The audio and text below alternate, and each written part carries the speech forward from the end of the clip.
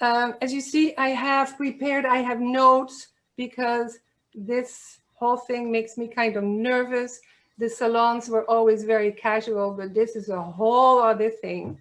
And maybe I'll get used to it, but I will be reading most of my notes. Sorry about that.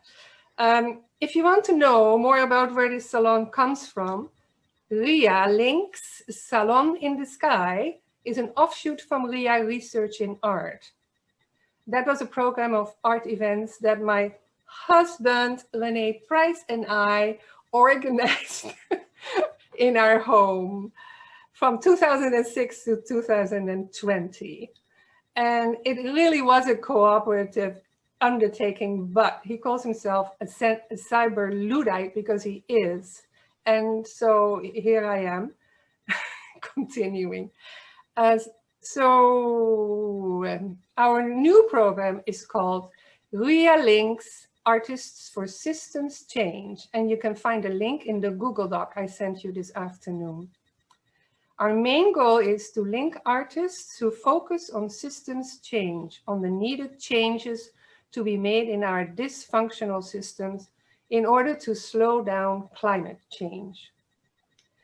If you would like to be on the RIA Links email list and stay informed, this is for all the new people, on where we are going, please send an email to researchinart.ria@gmail.com, which you also can find on that Google Doc.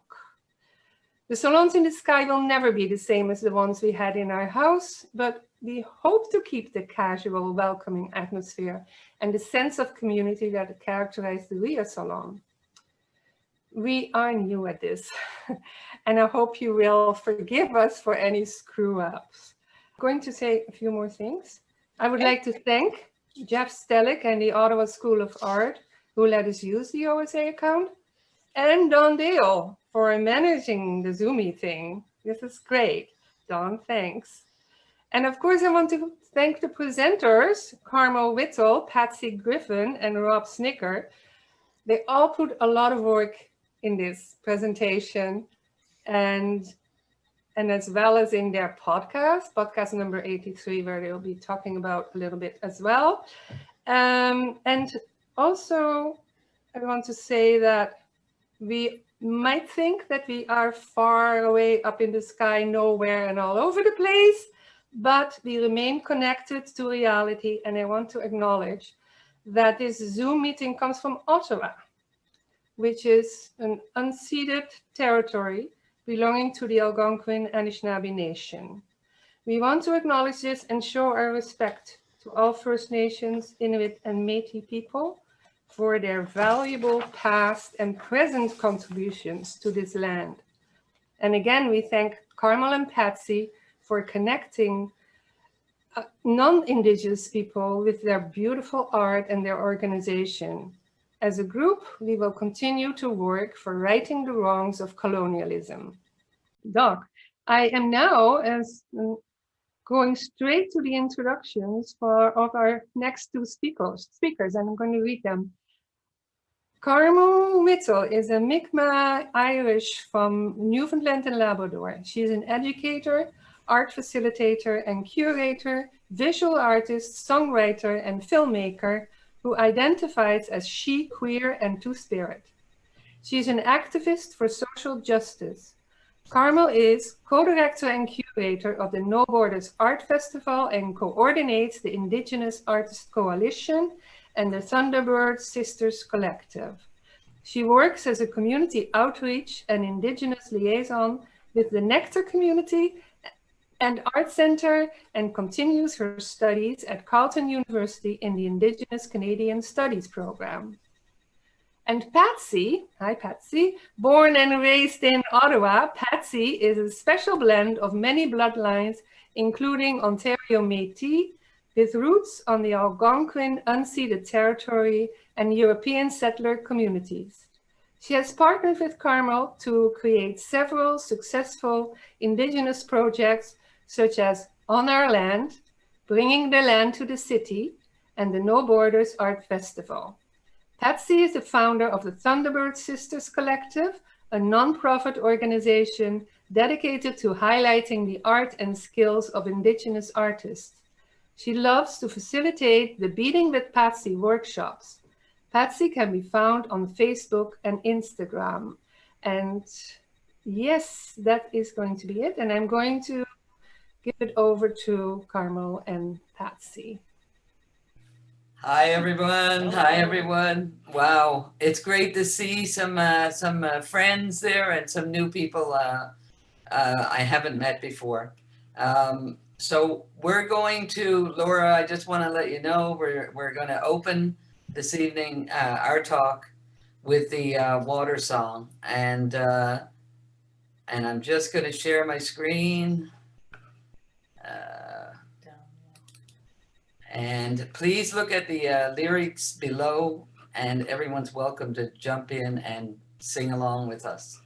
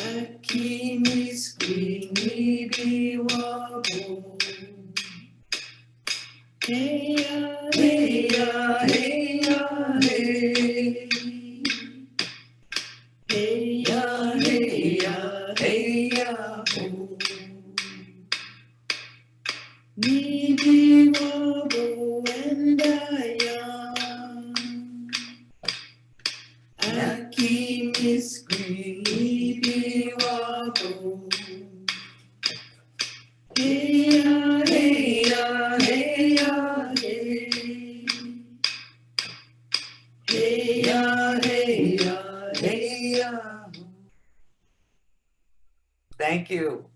So I think we're gonna just go through this slideshow with you, and hopefully I'm not going to go too fast, but fast enough that we can get through the session. Thank you, Petra. Thank you, Dawn. Thank you, everyone that is here tonight to listen. I hope everyone can hear us. So we're going to make our way through this slideshow, and hopefully, we can get on to Patsea. We're going to introduce ourselves first because we realize that some of you we don't know. And so it gives you an opportunity to see what we're working on and what's happening. So where to start? Well, I'm going to start with the first slide because ultimately the truth and reconciliation and the call to action is why we do really what we do. And for anybody who doesn't know about the truth and reconciliation, I've, in the Google Doc, you're going to see a link. So I'm not going to go, obviously, too much explaining, but we all pretty much know now, as at least Canadians who live in this country. I want to acknowledge that we're on Algonquin Anishinaabe territory, and that I am a guest on this territory. And I'm so grateful to live where I live. The Algonquin peoples have been incredibly kind. And so I want to look at this to open up this show, because if you look at reclaiming power and place, it's one of the most significant. This was an inquiry, and it's something really close and dear to my heart, which is the missing and murdered Indigenous women in this country. And I think as long as we're here, and it's not going to change overnight, please, if you get an opportunity, it's a big book. but it is significant in understanding the stories of those that have had to live through this trauma and how that impacts everything in our world. So please check that out. I think I'll move on to the next slide, but before I do, I want to acknowledge Gallery 101 and the work that I was so grateful to do, working with Laura and Georgia at the time. It was an extraordinary experience, and to work with Ria, to that Petra, you brought in this world of looking at crossing these spaces with each other, and it is not a simple process, and it will be ongoing, I'm sure. But the friendships that we've made through this process are amazing. I'm going to introduce myself through some of my artwork. I don't want to spend too much time on it, and then Patsea, you'll talk about your stuff. So I'm going to go to the next slide.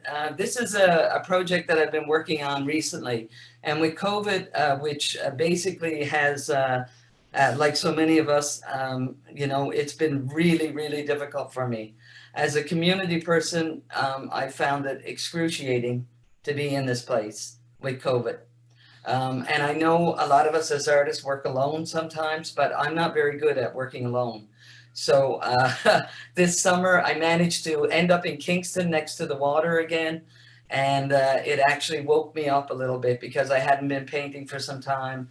Also, music seemed to disappear because I'm a musician and I like to write music. This piece in particular is something that I call the Two Spirit Protectors. And I brought these up to our land, which is in Quion.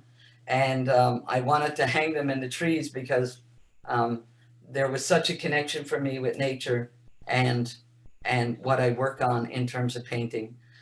So I will leave it up to your own, but again, like the triptych was something that it just came out of me.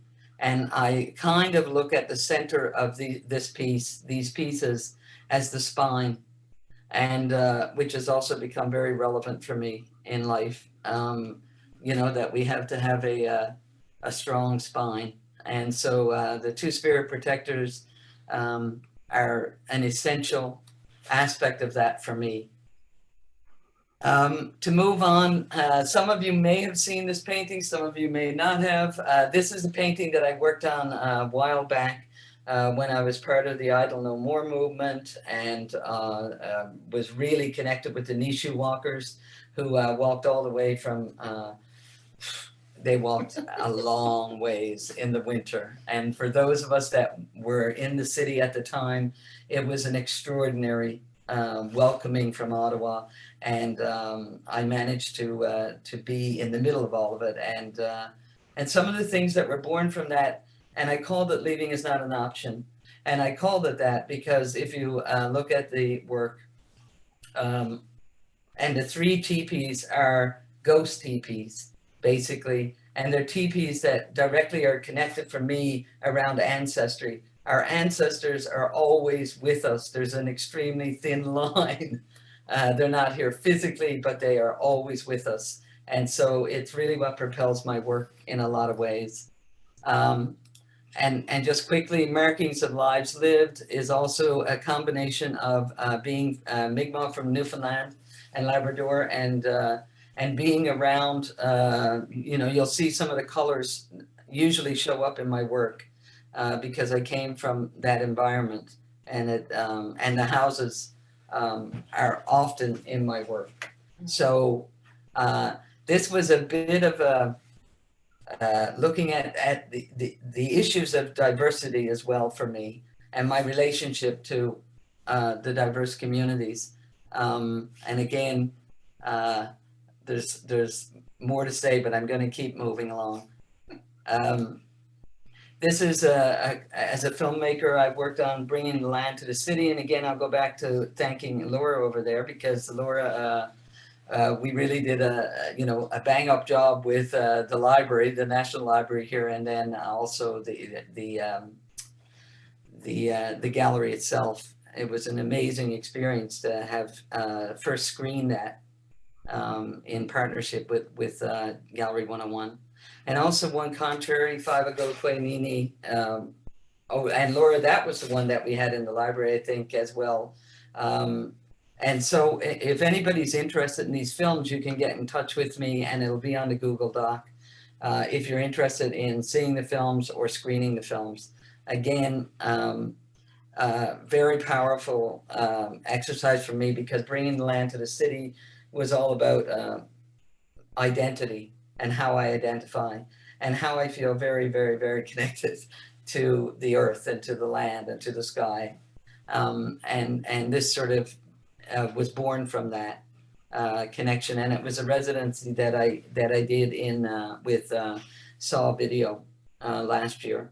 So it was a wonderful collaborative effort. And through that, you know, a lot of, we end up doing workshops and putting up TV. We'll talk about that, Patsea can, a bit later, but which really, really is an amazing space to go to.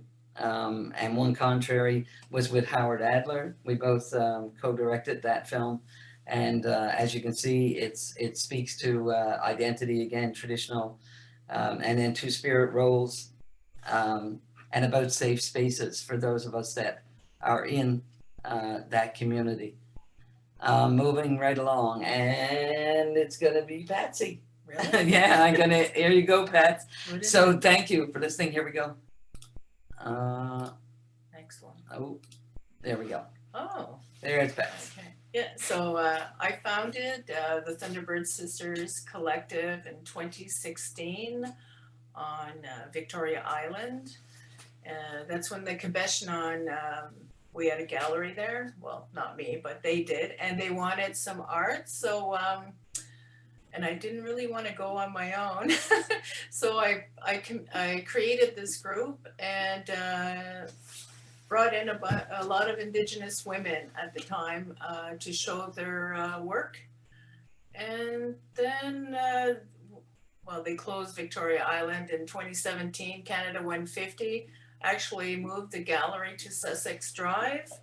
So we were there for, I think, 9 months, and it was great to have that space. You know, I think we had about 12 different artists in the collective at the time. But it was just a great time, actually, that summer. And as on this slide, you see some of my work. I work with porcupine quills, do a lot of beadwork, and make mucklucks. Roadkill. Yeah, I like roadkill adventures. And it's crazy because people actually bring me roadkill sometimes in a plastic bag, and I'm like, no, I don't want it. But I do stop for porcupines, so yeah. And you just finished these. Yes, the mucklucks I just made. Someone's getting those for Christmas. It's gonna be great. And your beadwork. Yeah, I love doing that. Yeah, I do beading with Patsea every Monday for the last 2 years, and it's great. The group at the moment will be making moccasins or mucklucks. They're working on the vamps right now. So yeah, we'll move on. Oh yeah, these are two of my favorite pieces. I love whales. I love the ocean, and that's my cap, and that's my jacket. I love that jacket, and yeah, when I bead, I don't know. I think as a painter, sometimes to someone said, well, how, like they want to do blue jay and they want to know how to move the colors, and I go, just think as a painter. I do paint every now and again, but no, beading's my thing, I guess. And Yeah, well, and drums. You yeah, drums. drums. I write poetry. I like to play with words, just like beads, string them all together and create. Yeah. That's good for me. To keep going with the slideshow, and let's see how active. Maybe we can dance. No, I'm just. But to keep going with the slideshow, because you know presentations sometimes can get pretty dry. I'm just thinking as we go through, if you guys want to take a look at building strong communities together, artists, musicians, dancer, drummer, all creatives from everywhere, is like just have in the back of your mind maybe some of these questions: how to build strong communities, where to start, decolonizing, what's that? Why build, you know? And the medicine wheel that we use as the Indigenous framework, basically, because you know, the belief all happens in a circle, and certainly the circle is such a strong representation of sort of looking at perhaps bringing down some of the hierarchy that's built into Western-based systems, where people, you know, you got the leader, and then everybody else kind of falls underneath that particular framework. Whereas, and also looking at the medicine wheel and the practice of looking at the 4 dimensions in particular, it's just layer after layer after layer. The great thing about the medicine wheel is you could be studying that for a very, very long time. You know, I know only just the top of it, basically.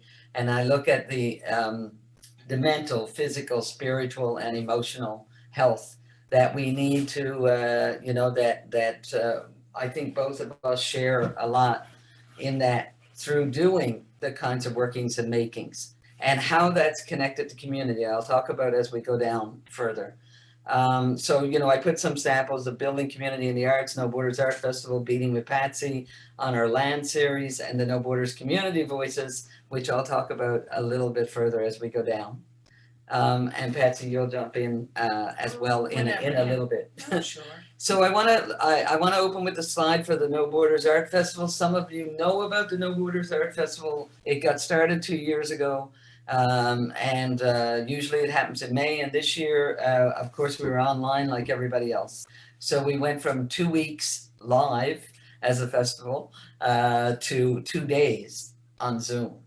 And that was, you know, it was early on, March, April, so, you know, a month and a half into the pandemic. I just want to, you know, look at, share with you about No Borders Art Festival. It was an extraordinary, it was when, It's where we met. yeah, it's where we met, you know, and here we are. To organize, yeah. Yeah, to organize. Like, I couldn't believe it. I don't know where Patsea fell out, you know, it was like she fell out of the sky, and it was like, boom, here we go. You know, somebody you'd say something to, and you were gone doing it. So the No Borders Art Festival believes in the process of decolonization and liberation of knowledge must be a collective action based on respect and solidarity. The No Borders Art Festival is calling people from different disciplines, backgrounds, ages, sex, gender, identities, ethnicities, abilities, incomes, nationhood, nationalities. It's a big mouthful. And I mean, for any of us that are working in community, we know how big this is. It's very difficult at this stage in the journey to, you know, make sure that we include. I mean, if this is what inclusivity means, which is we take the time and energy and effort to make sure that those in our communities are represented on some level somehow. The No Borders Art Festival had over 40 artists, probably over 120 artworks from every walk of life, from every, you know, from every level, from people who are on the street to people who are professional, you know, recognized artists. There were musicians, poets, everything happened. And thank you. You're welcome. I forgot to move the slide. So this is some of the pictures. You might see yourselves in here somewhere for those that came and witnessed. I think you're over there, yeah. So you know, there's some with Doreen Stevens, who opened up the ceremony, along with representatives from the Eagle and Condor. Were also there with us. The multicultural communities. You know, we really, it was an amazing opening. And to think that and you know, we had no funds, I might add. So everything that came to us came from people's hearts. They heard about it and wanted to come and share, and especially the elders who came and gave such amazing talks. So some of the images you're seeing is some of the artwork that was on the walls by First Nations, Métis, Inuit, immigrants, refugees, newcomers, non-Indigenous. And of course, that's where we met Rob Snikkar, by the way. So, That's right. so this is how we're tied in together.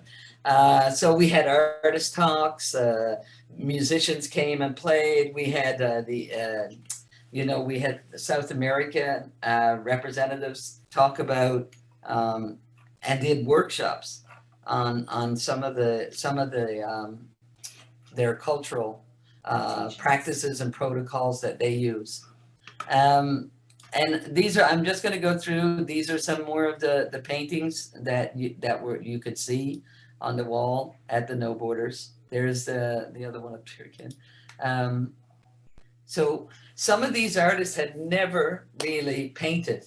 I mean, not spent, that they didn't see themselves as artists, and that they were indeed artists. I mean, what is an artist? And those are some of the other questions with regards to being in the art community.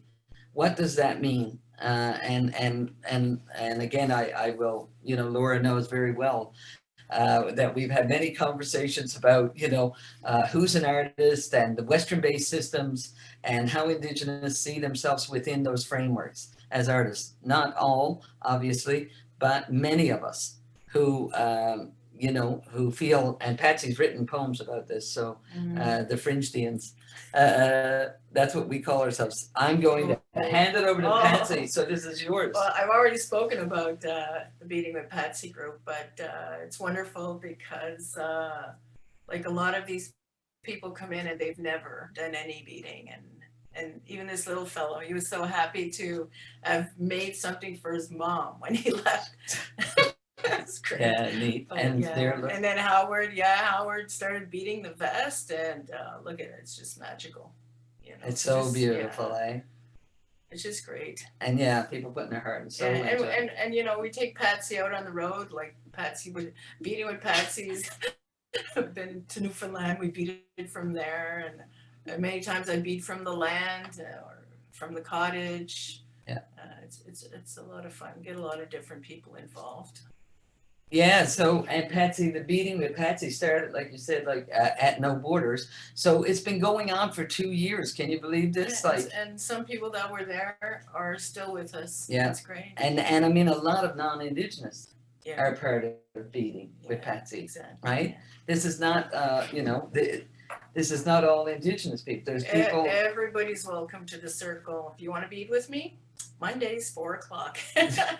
Well, and sometimes we do more than beating. I just want to point that out. Some people come in just to chat. Well, because I don't beat. Yeah. Right. So I kind of sing or tap on the table. Or, some people paint. Yeah, we write stuff. Right, yeah. So I just wanted to mention this gal who's also somebody who helped us on the land from Pakistan. So I don't know. Uzbekistan, yeah. So beautiful work that she had done, and I thought it was just to give you kind of the perspective that we were all in learning mode as part of No Borders. All of us, there were places that we had not realized or where people were coming from. To keep moving along, there we go. There's a sample of Beating with Patsy at the No Borders Festival. Earrings. Yeah, and the quilt, yeah. And there's some more of the collective. Those are some of my artists. Yeah. In the group, exactly. And we're getting close, and I have no idea what the time is. Dawn, I hope we're doing okay, but right now this is we're almost at the end of. So on our land, and again, this was amazing. This was all of us coming together and going up to the land, and we cut the poles. Everybody helped out and supported lifting the poles, and we got inside of this teepee. And then the painting of the teepee. Yeah. It was a major, everybody kept coming up to the land and sharing their time, and it really felt so cool because we lit fires, we drummed, we sang, and even had a saxophone player in the teepee. So I mean, how cool is that? And the teepee goes up in the summer and springs, and now we've got the winter. If you look over here with the snow, not so much like the canvas teepee, but the practices of having a ceremony and being able to explore the spaces and that's really where the podcast was born. You know, it really was born up on the land because Rob came up to the land, and I'll let Rob fill you in on what that experience was. Here's some other decolonizing the arts together. People who know Christy Belcourt, who was an amazing muralist and painted. Where are we here? Yeah, Odell? this is at Wabano. Oh, Wabano. Yeah, this is, I spent, before COVID, used to go every Monday to Wabano for culture night, and that's where I learned my crafts. And one day Christy was coming to paint this mural, and this is what really inspired me to get out there and do something myself. She's just amazing, and my job was to paint the strawberries, Which are very, very important for those of us in the Indigenous community that Yeah, understand the importance of strawberries. It's wonderful. And that's very cool. On the right-hand side, you're going to see it's called Network Fiber Art Project with Adrienne Baker. Adrienne Baker is an artist and researcher, and is outside of Ottawa. And she connected up with us, the Beating Group, and she's collected all of these. I think she has about 200 or 250, at least 3-meter long strips, which she wanted to do based on the work she was doing on the trees. That's and right. the roots of the trees. And so she started this project, and COVID hit. Yeah, because it was supposed to go to Vancouver at Yeah. the Emily Carr Museum, Yeah, the and gallery, yeah, unfortunately COVID stopped that project. Which Right. is unfortunate, but Yeah. So we're going to keep going with this project, and we're always looking. Adrienne's always looking for places to put this project and to have engagement in community. So, you know, just amazing piece of work. And we were supposed to all be together and celebrate. So we're going to hang.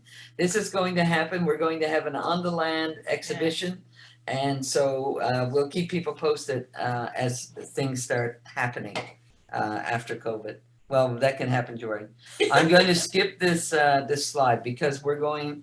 I didn't talk about the No Borders community voices.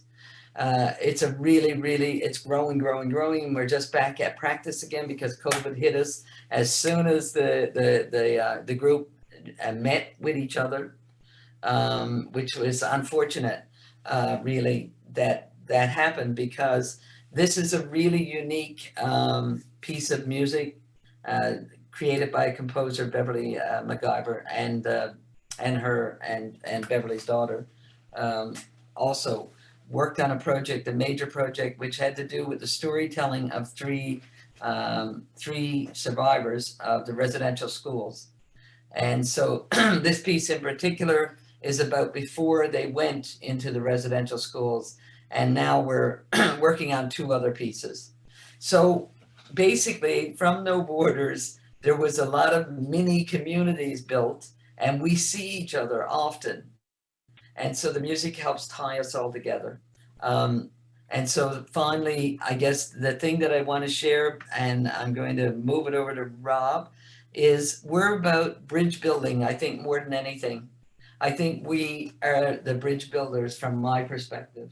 And then our job is to move out and collaborate with those in community who also want to support the bridge building. And ironically, when I put this post up, I realized we had a bridge right behind us. So I think an image can say so much. And so, you know, Rob, I want to pass it over to you, and you're going to talk about podcast 83. And thank you for listening. Hey? thank you. Yeah, Yeah, thanks so much. Chi Miigwech. Okay, thank you, both of you, Carmel and Patsy. That was beautiful, and you gave us a lot to think about. You gave us a lot of links, and I hope we will just continue linking like crazy. That's fantastic. I'm now going to Rob for, he's going to speak for about 15 minutes. We are running a little bit late, but Rob is speaking, and I'm just going to read his bio. Robert Snikkar, he told us that he has no MFA, but he makes art. He used to be a computer programmer and analyst, as well as a community literacy worker and teacher of adult education in high school. He grew up in a downtown Toronto working class, multiracial neighborhood where he learned his early experiential lessons in white privilege and class. He writes that he is not an anti-intellectual, but he is anti-institutional and anti-establishment and has a problem with false authority. You can find some links about Rob on the Google Doc as well, and I'm going to just mute my mic and leave it to Rob. Rob, there you go. Oh, thank you, Petra, and thanks, Carmel and Patsea. What a great presentation. It's so rich of so many activities and connections and relationships you've built, so much art you've made. And thank you very much for letting me be part of that and what I've learned from it.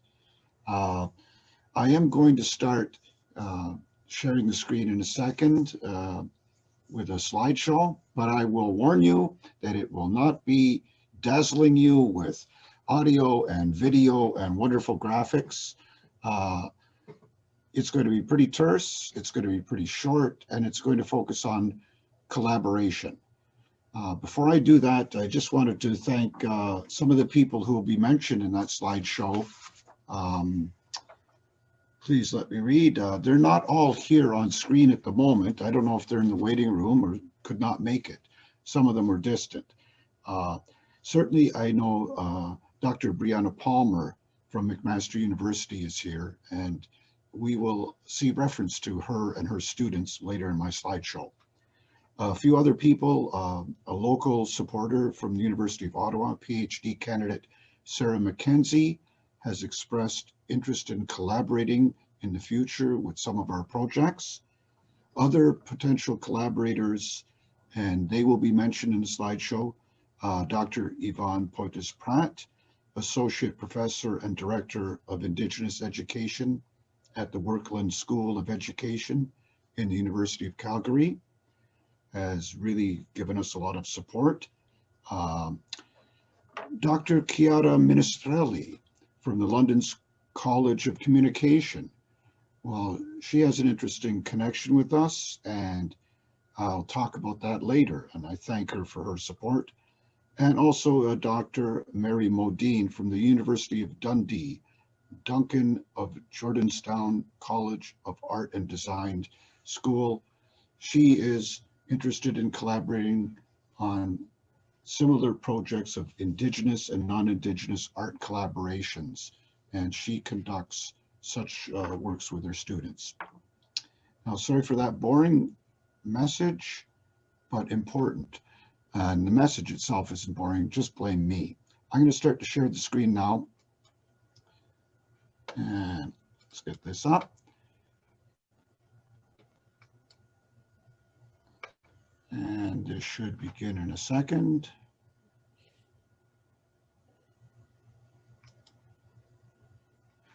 Okay. So, as I said, this is going to be a very media-rich presentation, but the theme of it is about collaboration. And based on the collaboration, mainly in podcast number 83, but I'll have some other touch points as well. The collaboration of the three of us, Carmel and Patsea and myself, as well as others. The process of collaboration and possible future collaborations. That'll be the main thrust of the presentation. I won't talk a lot about call to action number 83 and the Truth and Reconciliation. Those ideas, information on that is very well covered in the podcast episodes and in other documents. So for time reasons, I'll refer you back to those at a later time. Okay, how did it all start? Now, as a matter of fact, I hate to correct my colleagues, but I met Carmel and Petra at a RIA discussion group in Gallery 101. That's where Laura Margita is the curator. There's a discussion group, and it was a fantastic discussion. It was about cultural appropriation and about collaboration between Indigenous and non-Indigenous artists. At that time, I even mused, how great would it be if we could record some of these great thoughts and feelings. Well, one thing led to another. Our relationship grew as Carmel and Patsea invited me first to the No Borders Art Festival, and I contributed some art. And then in the second online No Borders Art Festival, I became more involved and presented more of my own art, became more involved with others and more comfortable, and also presented some protest poetry. Later, they asked me up to the teepee at Keon, where Carmel has a bit of land, and they were working on successively 2 different projects on the land and bringing the land to the city. So on the land was where the teepee was erected, and I felt honored. They asked me to help raise some of the poles because I was taller than a couple of the other people around at the time. So I was glad to pitch in, and I felt so welcome with their open and friendly spirits. And it was at the teepee where we first mused about doing a podcast. Later, Carmel and Petra were also kind enough to come out to my exhibition, the Off-White Project, which deals with white privilege. Okay, our collaboration on podcast 83 really got started when we wrote a proposal and we gained a Canada Council CBC Digital Originals grant to produce podcast 83. It's based on call to action number 83. There was a lot to learn about podcasts, about each other, and about ourselves. And that's the point of that call to action in particular. It brings Indigenous and non-Indigenous artists together in a co-creative process.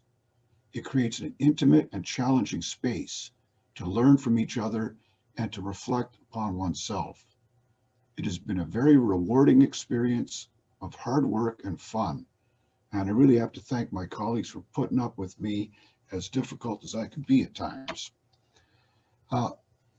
In tribute to our collaboration, I created a little painting here called Collab 83.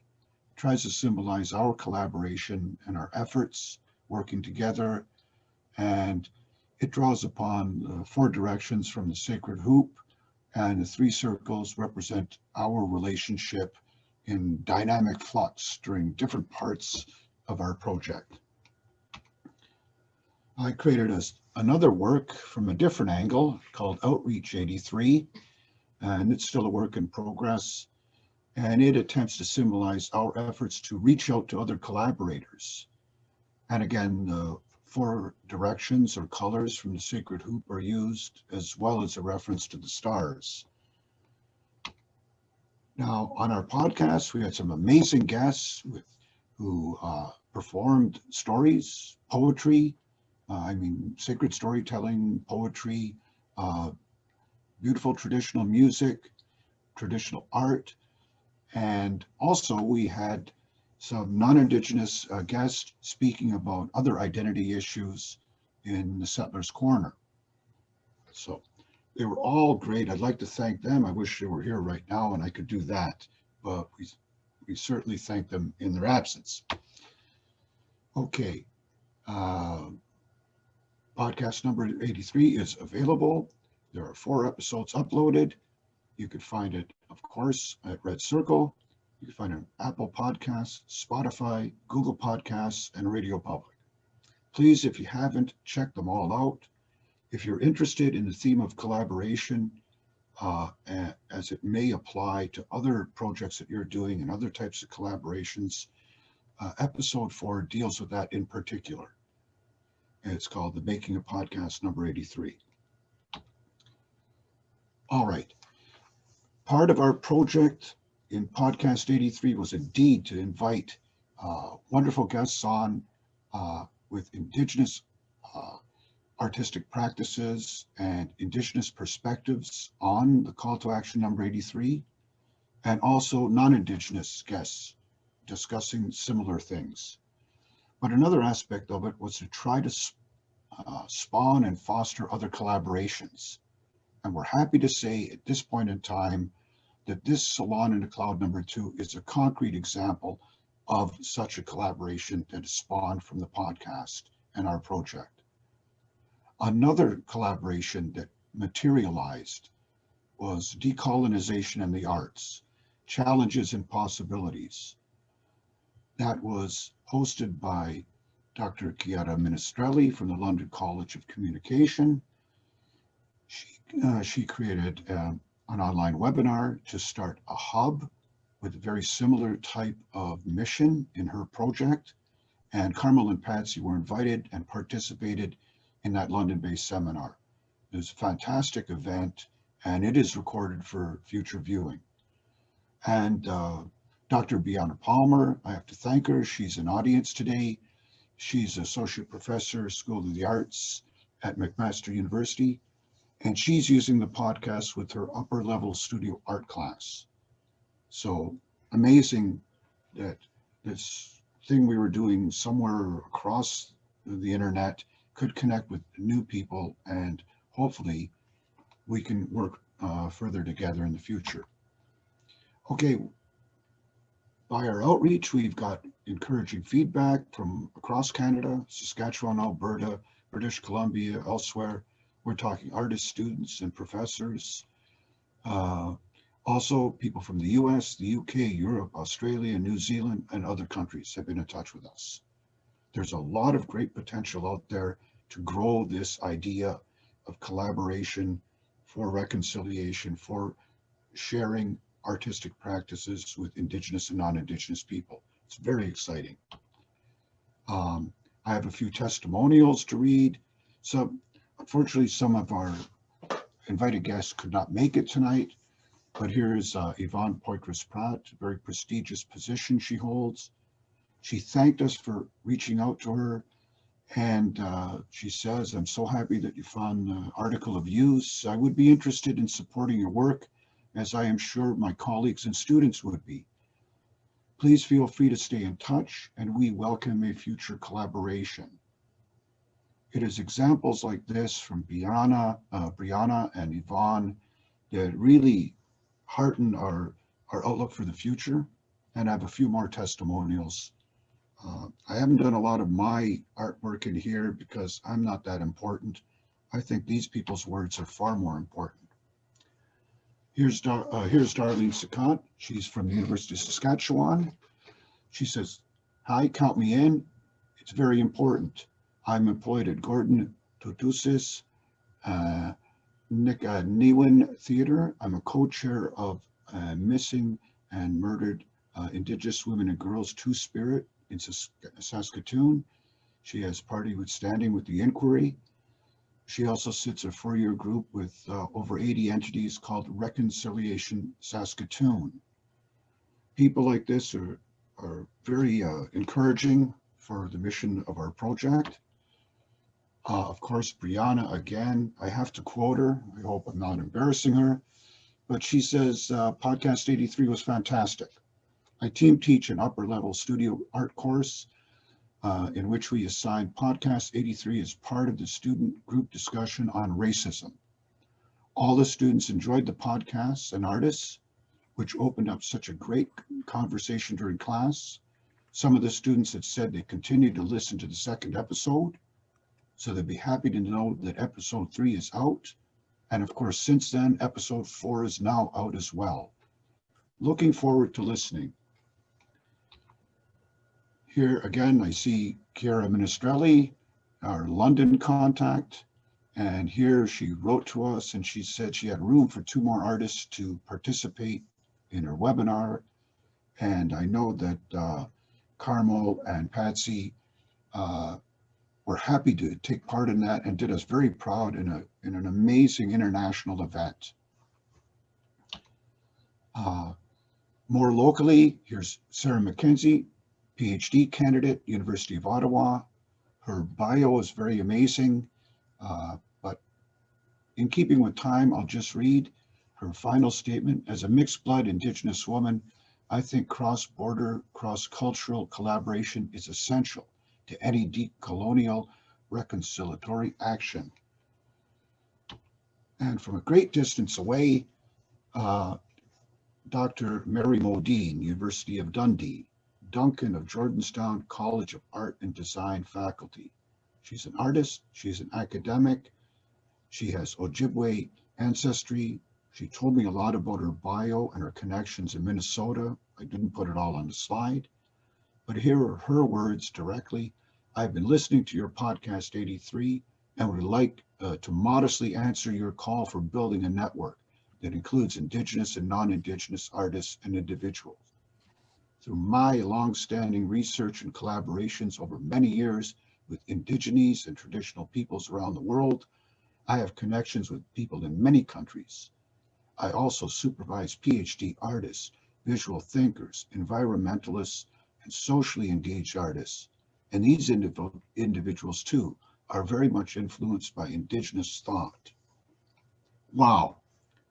There's some heavy hitters out there, some very interesting people, and I want to get to learn them more. And I hope we will be able to work with them in the future somehow. So what's next?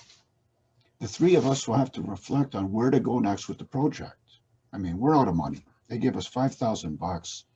We've spent many, many more hours working on this than we ever were paid for, but we believe in it.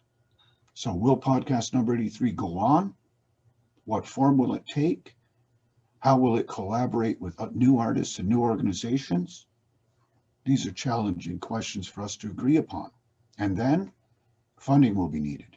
So a plan and a proposal needs to be drawn up.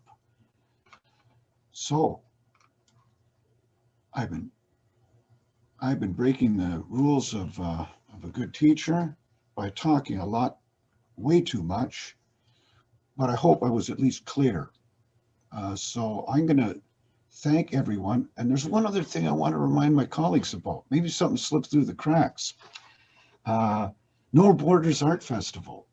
We still have arranged a date at the Black Sheep Inn in Wakefield to put on No Borders Wakefield when COVID lifts. It's another thing that COVID stymied us in. We had a plan to take COVID up to real white man's territory in Wakefield, nearby where I live, and to decolonize that tavern and have some heavy smudging done and some ritual work done and some sacred storytelling. And now the white man's going to shut up and turn it over to others. So thank you very much. Okay, Rob, can I be heard now? Or can you hear me? Yes, Petra, we can hear you. Can you see me? Because I don't see myself. Anyway, I just wanted to thank Rob for this and for the many, no, that's not me, honey. I wanted to thank Rob and for that and for the many links he gave us where you know we can continue. So I hope you will also, Rob, put some of these links on the Google Doc and we'll go from there. But now I am apologizing here for being over time. I had hoped that it wouldn't happen, but there is some time for questions and answers. So I want to give the podium to Carmel, Patsea, and Rob again for at least another 8 minutes, maybe more if you want to stay. But I also want to tell the participants, feel free to leave because, you know, you were counting on 9 p.m. So it's almost there. So is this okay, Don? Can you get the 3 participants up on screen for a question and answer period? Petra, what will happen is if we take it on, if people go back to speaker view, I'm going to stay on gallery view to see if anybody raises their hand to ask a question. Okay. And so if you do have a question, I see someone already. So it's Marin. So I'm going to ask you to unmute, please. And so I will just, and then when Rob, Carmel, or Patsea answer a question, their faces will come up as the prominent image view. Okay. So Maureen, if you want to ask your question, please. Sure. So my question is about collaboration, because as a artist of totally settler origins, I've heard collaboration come up a lot in like seminars on decolonization and stuff as a potential way forward and a way to like continue our work and decolonize our art and work on these relationships. How does one though go about, like as a white, very privileged person? Like, I guess the thing that I grapple with around collaboration with Indigenous artists is this idea of going out and asking, or this like asking of them, right? Like it feels like there's this like inherent imbalance. And my fear is that I'm like gonna go out and be like, hey, will you do this labor with me? Like, or I don't know, like, and there's like, I've learned things like I've brought tobacco to elders before because that's something that I was taught. But yeah, no, I guess that's just my question is how do we get to that first step of collaboration in a way that like addresses those power imbalances and make sure that it's like an equal relationship rather than a like, this is what like a white saviory or a kind of like, you know what I mean? Like, something that's like really genuine as opposed to forced. Can we hand it over to our guest presenters tonight to try and grapple with that question?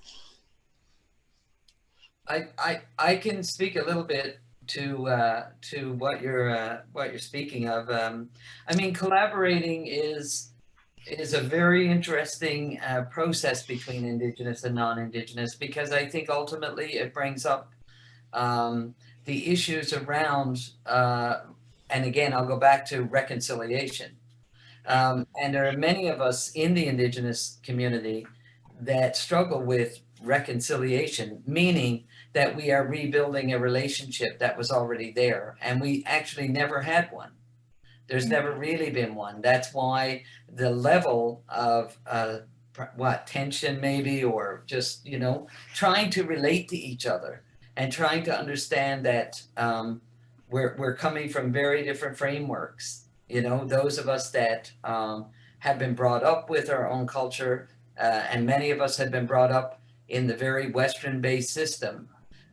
So acknowledging your privilege is number one. I think that's a very important part of collaborating, is realizing that the people you are working with in the Indigenous communities are not necessarily coming in many ways from the same place or the same positions.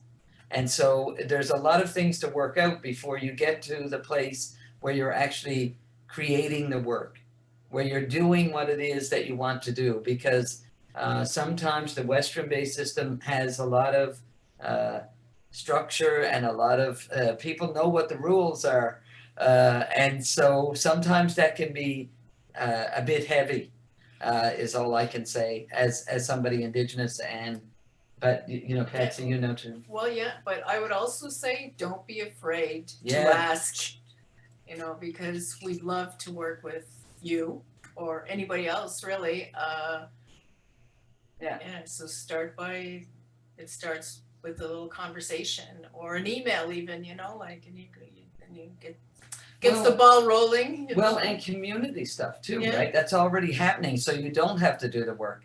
Like the No Borders Community Voices, like Beating with Patsea. It's about coming in to something that's already being generated. There's an energy generated, right? It's like this actual, salon that we're in the middle of, which is we're generating relationships with each other by being able to talk about things that we're afraid of, you know? So thank you for sharing that. Yeah.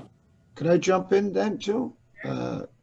Because absolutely, I could, from the other perspective, the key, I think, is the personal human contact. Of course, you know, self-reflection is so important. Learning things is so important. As they say, you know, walk at someone's shoulder or behind, don't try to lead. These are, you know, tropes that we carry with us. But in the end, I think it's, can you actually have a human connection with somebody?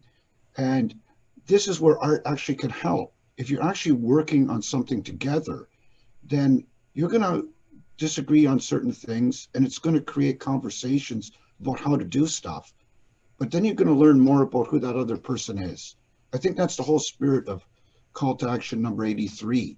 If we're working on the stuff together, getting our hands dirty and talking and listening, of course, most importantly, then I think things come out of it, and you don't even know which way it's going to go, but it happens. So that's my experience working with these guys. They're great. And we've had to figure out all kinds of difficult things, and we didn't know what we were doing when we started, but we hung in together.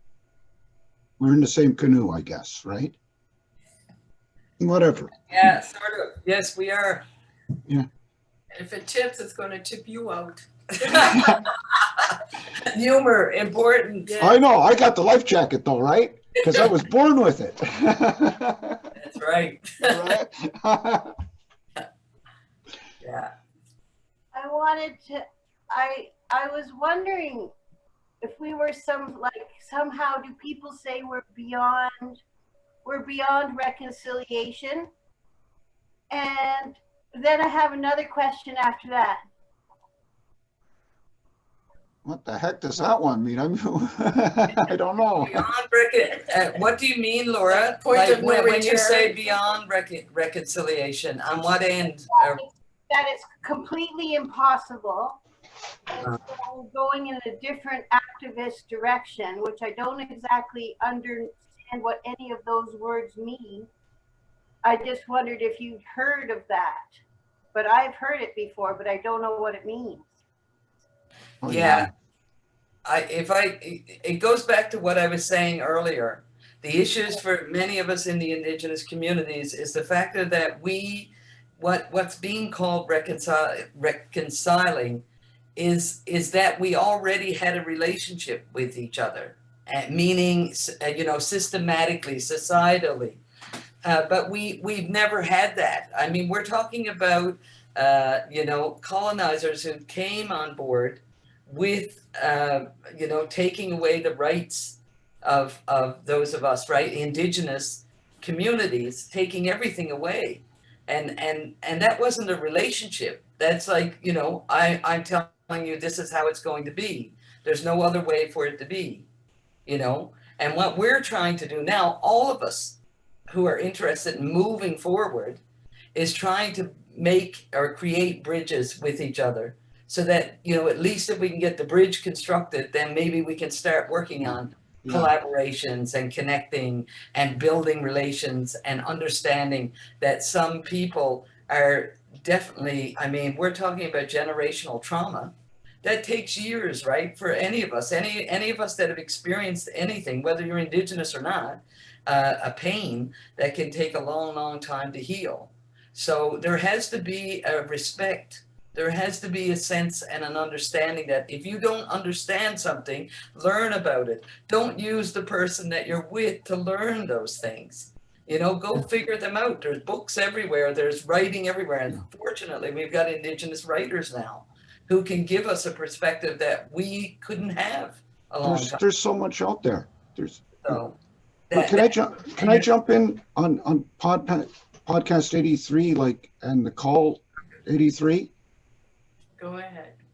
Because not to mistake the idea that podcast 83 is like a proponent of one form of reconciliation. That's not the point of it. We could talk about that we don't even believe in reconciliation. We want nation to nation. Any guest could talk about any angle of this issue. It's just that the call to action number 83 put the finger on Canada Council that they should be funding strategically artistic collaborations that will further the process. But it doesn't mean that we would be censured to talk about it in a certain formal way. We could have dissenting opinions on And certainly I don't buy Pierre or Justin Trudeau's idea of reconciliation, you know. So so just to make that point, that Podcast 83 doesn't restrict it to that kind of discussion. It's way more open, like Carmel's saying. There's many different voices on this and many different opinions. Well, the minister is coming from a father who, you know, these are the guys that wrote Yeah. the white paper. Remember this, right? Oh yeah, for sure. His son is not far from that experience. Oh, I know. That's never really accounted for, and there's no conversations that are going on about these things. This is why he ends up being the way he is, because like, you know, it's generational. It was passed on to him, so that's what he knows. So And Jean Chrétien is still around too, right? well, You know, yeah. you know, move to the city and get a job. That was his line. I got a painting with that title, you know? Yeah, and that's why I just want to point out on the heels of that, if you do listen to the podcast, one of the most significant pieces of work in that podcast has to be Albert Dumont's poem about Sir John A. Macdonald. And until we start listening and hearing what this person has to tell us, that will give you, that paints a picture that, I mean, when we heard this and he wrote it specifically for Podcast 83, it should be read in every school. It should be heard all the way across this country and many others, you know. Right on. Yeah, he nailed it from Right my on. perspective. So, Laura, I know you had something, and I saw Sandra, I think, had her hand up. It is. I was just wondering if we were like really happy about UNDRIP. About? UNDRIP.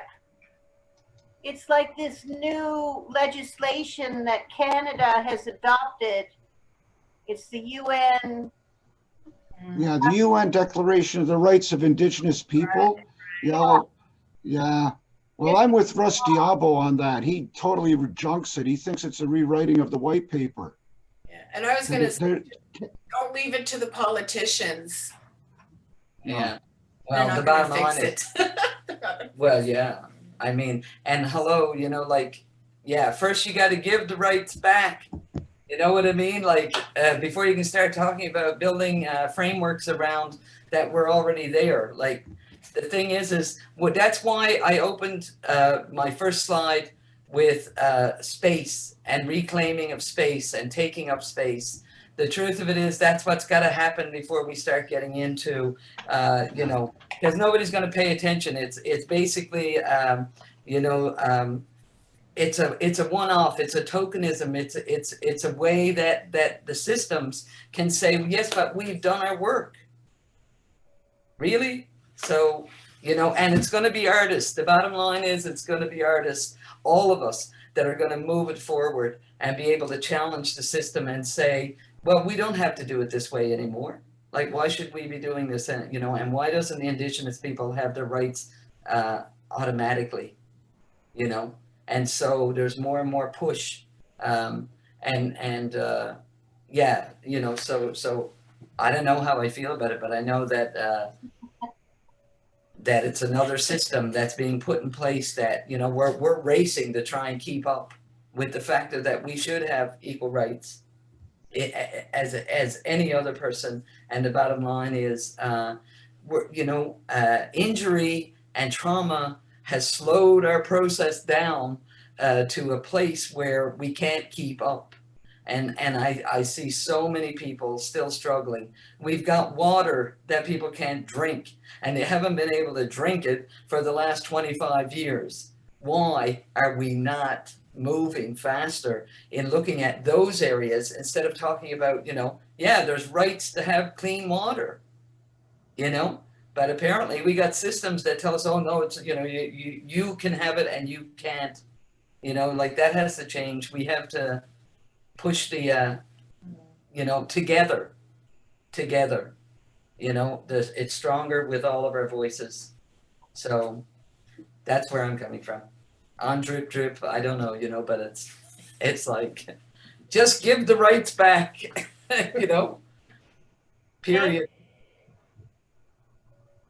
It's contrived systems, you know. I think Sandra had her hand up. Yeah, I think so, yeah. Sandra, she- are you still there? No, she had to leave. Oh, Oh, okay. Okay. I think Lori has the question. Okay, Lori. I'd like to ask Rob, what three things, only three things, or even one thing, have you learned as a white person working with the podcast and working with Carmel and Patsea? Well, gee, I've learned so many things about. And it could be even a reflection of yourself. Well, indeed, that's the main thing, is further and deeper self-reflection on what kind of approach do you take in a partnership? How do you Okay, you're asking questions. I want to know. I'm trying to answer, so give me a bit of space here. It's a sensitive thing to talk about. Yeah, one really has to do a lot of self-reflection. I've done a lot of learning even before coming to this. That's why we met, and that's why we hooked up, because I started with the Off-White project, and I think that's why Carmel saw that there was some synergy with us. Yeah, we didn't know each other as intimately and deeply as we needed to carry on with this project.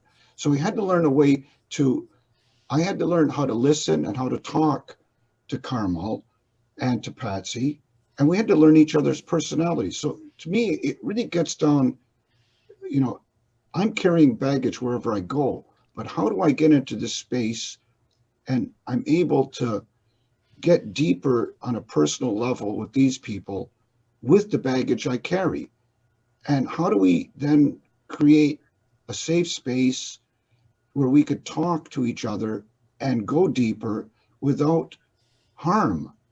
And I think we have learned, the three of us, even when we have differences of opinion, to create this space where we could be open and trust.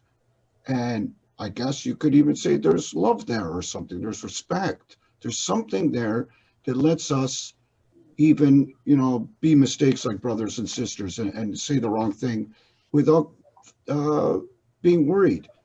And that's how we can. So if we can make the right space or environment on a personal level, then many things can be learned. But if we can't get that vibe going, then the door will be closed. That's the best I can say. Yeah, I would just like to add to that I know personally from experience that it isn't easy. It hasn't been easy at RIA. We have operated since 2006, and getting diversity into our group has been difficult. And I'm so thankful to Patsea and Carmel, because I don't even know how we met Carmel, and I hadn't actually met Patsea, but if it wasn't for you. I got invited to a salon. Yeah. So Yeah. I don't know. How did we meet, and how did that happen? How do you do it? Carmel. Well, I grew up in a big community. There was 11 of us. And it seems to be in my blood that I'm drawn to community.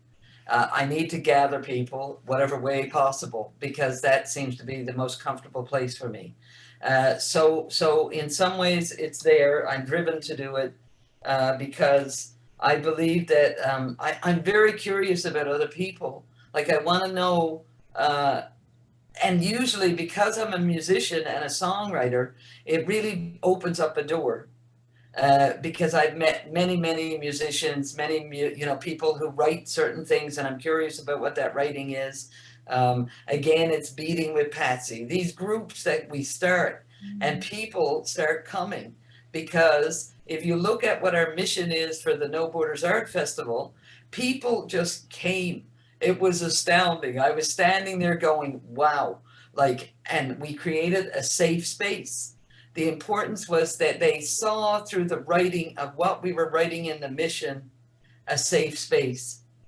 Nobody who's, nobody, in order for people to feel safe enough to actually share with each other, it has to be on the table. What am I walking into? Where am I going? How am I going to be treated, right? And these are just some people may say basic things, but ultimately they're not when it comes to certainly the Indigenous communities and the Black communities and the LGBT Two-Spirit communities. It's something that you have to put on the table. And we have to share more about where we're coming from in relationship to what we're actually putting out there. Whether that's our artwork or our words, the way we write, Western-based systems, and I'm not saying, Petra, but Western-based systems are not the most welcoming systems. There's some rigid frameworks that you have to jump through or be able to get around somehow to get in there. And I was invited to your salon by my partner, Patricia, who was coming from a university setting. And so she said, you've got to go to this salon. I think you're going to really like it. I think you'll, because when, sorry, I can't remember now, the person who talked about fear and being, rejected. When that's an experience that you have in life, it's very hard, because one of the aspects of working in the Indigenous world in particular is trust. All trust was lost. Yeah. And that's why in some ways what we did with Rob, was a conciliation process. Mm-hmm. We never knew each other before. And so the bottom line is Rob would act up every now and then we'd have to say, Rob, calm down. Like, that's not what we're going to do. Oh, wait a minute. You act up all the time too. So Rob we know each other well enough that we could do this like a comedy act. But well, I met you at G101 too, at that same event. Yes, right? And I remember you well. And the thing is that we all learn things. Like, it's not just one way. However, the learning has to be respected. There has to be a level where what Rob just said about listening is really critical. Because as white, and I'm white skinned, so I have the privilege of having white skin, people. And the truth of it is I can move around. And if anybody listens to the podcast, we shared about how white do we think, and et cetera, et cetera. And the truth of it is that I recognize that I have this white skin that I'm not that happy about, but the truth of it is white skin people who want to help the movement need to open the doors. They need to push the door open and then get out of the way, because that's how people from diverse communities are going to come, and they're going to want to be in that experience, because you're saying to them by doing that, we don't want to control what's happening. And I'm not saying that, so it's about doorways, pushing doorways open. Let me jump in, because the first question talked a little bit about this as well, right? And I'm reminded of a Black author who says, look, we're tired of being sort of tour guides into our misery and our past, right? Don't ask, and Leanne Simpson, the Indigenous authors, like, don't ask an Indigenous person to share their re-traumatizing pain with you. Like, there are books, there are films, there are so many things out there, and there's so many amazing artworks and immersive kind of experiences out there. But then in the end, to be able to meet a person is the key. That human contact, and we were lucky to meet at G101. That I thank Petra, I thank Laura, I thank Patricia, and I thank you, Carmel. For some reason we met there. And I'll tell you how that happened. I went to G101 before I was a member. I went down and I saw they were in their new location, and there's a posting on the window outside, and it mentioned an artist talk, a discussion group that Petra had set up, and it was about call to action number 83. And when I saw that, I said, wow, this is really interesting. I want to join this gallery.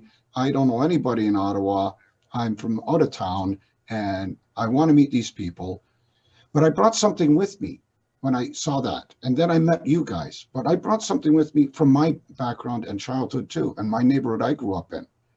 That's where the Off-White Project came from too. My experiential knowledge that I bring could be different from the neighborhood I grew up in compared to some other people in different Ottawa neighborhoods. You know, so we all have a context in the past that we've got to reflect upon. Then we could reach out to other people and find the commonalities. Anyway, that's enough. I talked too much. I don't know, not Carmel. I think it's getting late, but if you want to have the last word, I'll give it to you. I just wanted to thank Brianna over here. Okay. The reason why, Brianna, is that you actually are creating community. As a teacher in a classroom, you're creating an environment that allows these young, bright minds to come out into the world, and maybe they won't have a need for the conversations on some level that we find ourselves in our particular age groups are having to look at. Because I think, in fact, that education should be given to all of us. You know, what everybody and what you so kindly offer to your students. The bottom line is we're all teachers on some level. And what classrooms are we talking to? You know, who ultimately, we have to own our teacher. And there's some elders that are on here on this screen that we, you know, and white culture don't even think about, you know, people as they're aging and that they might actually have something to say and offer to others. The truth of it is the elders in the Indigenous communities have offered that kind of training to all of us. I realized before I came on tonight, that's what I was thinking about. I was thinking how in the white culture is like, you know, as you age, okay, well, we put you over there, you know, like, and instead of embracing the fact that Indigenous elders and white elders and Black elders, all of these people have extraordinary experiences. And what we need to do is push the doors open for those that certainly are in and in a much more vulnerable place that needs as much support as we can give each other to bring each other up. Because I'm telling you, being torn down is going on every single day. And some of us are experiencing it directly. So we need to keep an eye out for each other. If you see something, you know, even if you talk to your partner, you talk to somebody, you're in a teaching mode. You're helping all of us understand, you know, how we can move through this experience together, you know, because it's a lonely place to be battling it out on your own. So yeah, I'm gonna, you know, I go back to the Métis artist Louis Riel and said it, you know, it's going to be the artist. We'll sleep for 100 years, and when we wake up, watch out, you know, and it's happening. So thank you. Thank you. Okay, well, on that thought, Carmel, did you want to share the closing ceremony with you? Okay. And I will say goodbye to everybody before we do, because that is going to be really the end. And thank you so much for hanging in there. My apologies for running over time, but hey, we have to let go of that Western framework, right? So, okay. Thank you for hanging in there. Bye, and thank you, Robert, and Thanks everybody. Sharing for Carmel. So I'm going to play the piece that I didn't play when we went through the slides. And again, it's another major community project. And please get yourselves involved in your own communities, or definitely come on to Zoom and listen to some of this. Again, I'm going to go back to before we went away, which is ironic because most of us that are in this particular community voices are saying, well, we kind of know what that experience is now, people, because of COVID, you know, what it was like before we had COVID. And some of us are craving to get back to this place. And so here's one of the stories that was born out of a composition of a story by Josephine who again was a residential school survivor. And actually it was probably from the chief as well. Thank you, everybody. We really, really appreciate all of your kindness and having us in this space. Thank you so much. And I look forward to seeing everybody in reality Someday. soon. Hey, okay, I'm gonna share my screen one more time. Let's see. And where am I? Oh, here we go. Now I need to find it. It's less. There we go. So before we went away,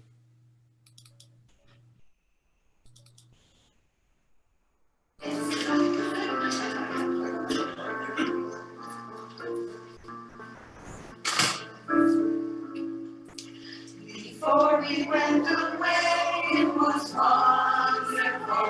It was wonderful. It was wonderful. We went off on the night sense of gravity, sense of gravity. Belonging to the land we all grew up in a way. Seasons, sign of life, sign of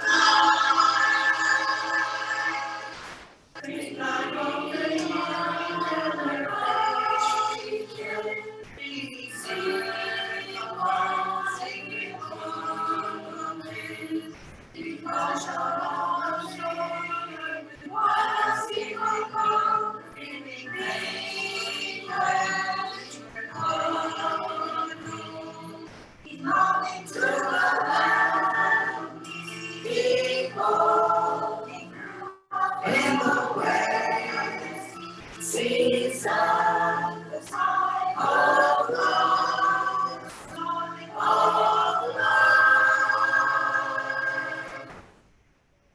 Summertime we move through the fields, through the fields, through the fields. As soon as you love the moon, deep and nothing belonging to the land, people grew up in the ways, seasons, of wars, of love. woo! Thank you again. And I just want to add that was from two practices.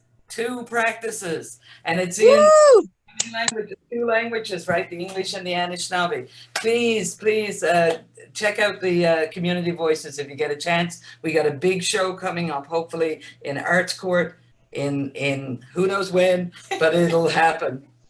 So thank you, everybody. Thanks so much, Pedra.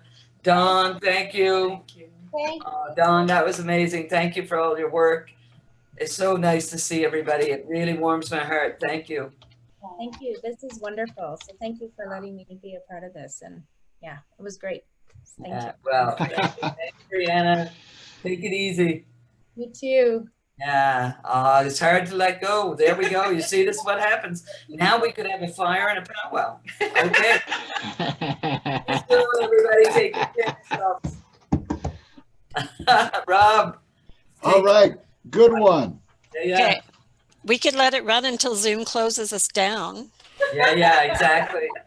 That's right. Until Zoom knocks us out. Laura, good to see you, Laura. Thank you. Bye. Bye. Good night. Good night, everybody.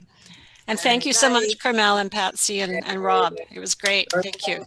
Good to see Happy you. holidays. Hey, yeah. Yes. Happy holidays, yes. Yes. Stay safe, stay clean. You got all that food to look forward to. Okay, so people are quietly dropping off. Okay. And so whenever you guys are ready to say goodnight, it's and I'll render the recording and Okay. figure out how to send it to everybody. But that was great. That was really, Yeah, really good. well, It was fun too. Yeah. Great, yeah. Good. I wonder if Nancy Pearl's